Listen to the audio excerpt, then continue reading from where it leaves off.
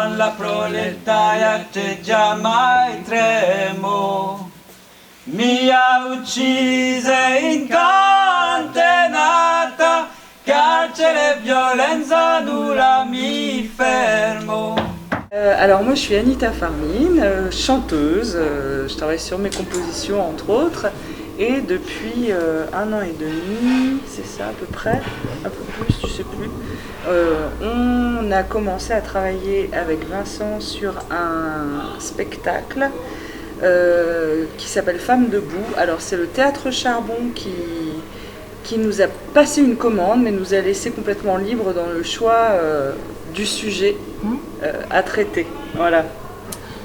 Vincent Viala, pianiste, compositeur, accompagnateur et tout à fait ravi de faire partie de cette aventure. Et donc comment vous avez décidé de choisir un spectacle militant ? Alors il y a eu beaucoup de discussions parce que bon, au départ on devait être 3 sur le projet et finalement la 3e personne nous a quittés, donc il a fallu qu'on trouve un autre sujet. Et dans la discussion, bon, Vincent est quelqu'un de très engagé déjà à la base et moi de mon côté à un moment donné je me suis dit que j'en avais marre un peu de l'injustice. Voilà. Je ne suis pas féministe, mais j'avais envie de mettre en valeur les femmes dans le monde qui sont artistes ou qui ne le sont pas, mais qui œuvrent pour faire bouger les lignes de leur société. Enfin, l'idée est venue petit à petit. Au départ, on s'était dit, tiens, on peut faire des chants du monde, des chants de femmes, et voilà, ainsi de suite, les choses se sont créées. Nita qui a eu cette idée assez géniale, et c'est vrai que souvent l'histoire connaît avec un grand H, mais pas beaucoup, donc c'est vrai qu'on s'est tout de suite dit tiens, on va...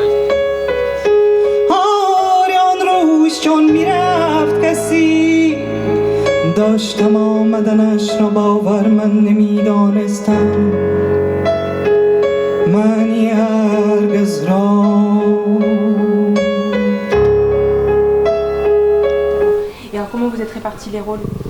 Il y a des compositions, c'est des créations, c'est quoi ? Il y a des reprises, il y a des thèmes qu'on connaît. Oui. Alors l'idée c'était d'aller piocher dans chaque pays un chant qui représente ce qu'on défend.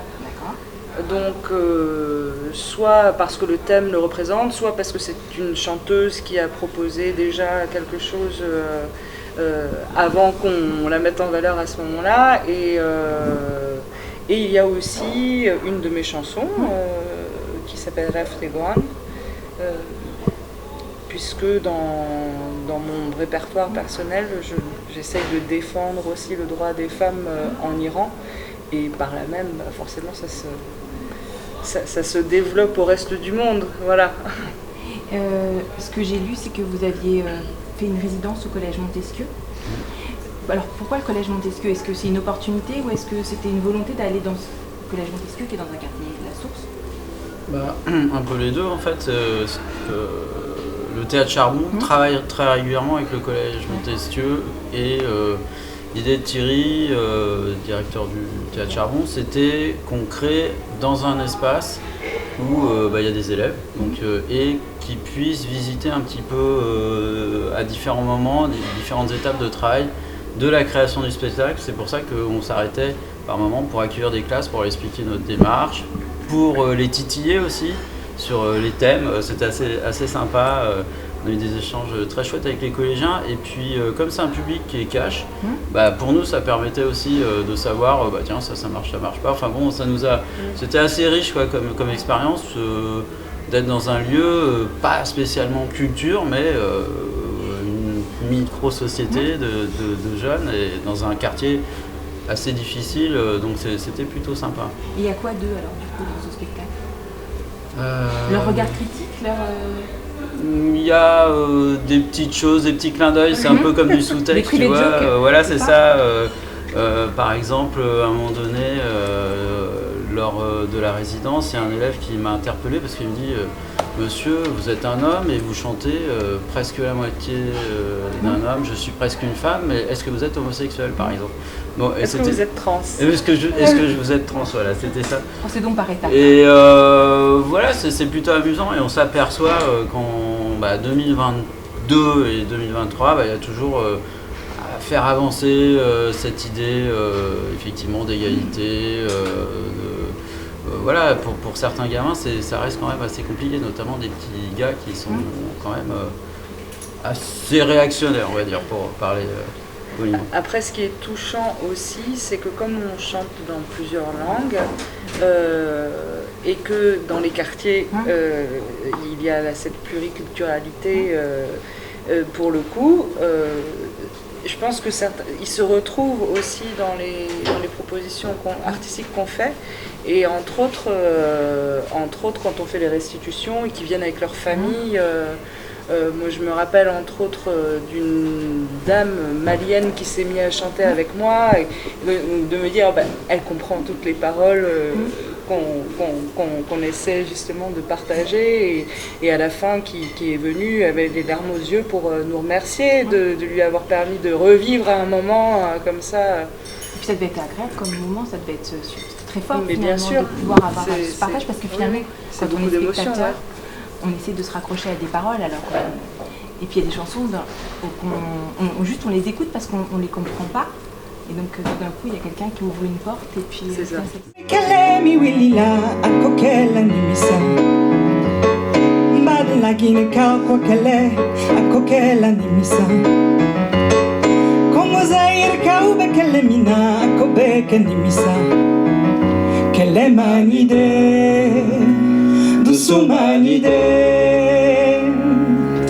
Oh mansaba ne son sumaya langado sumaraide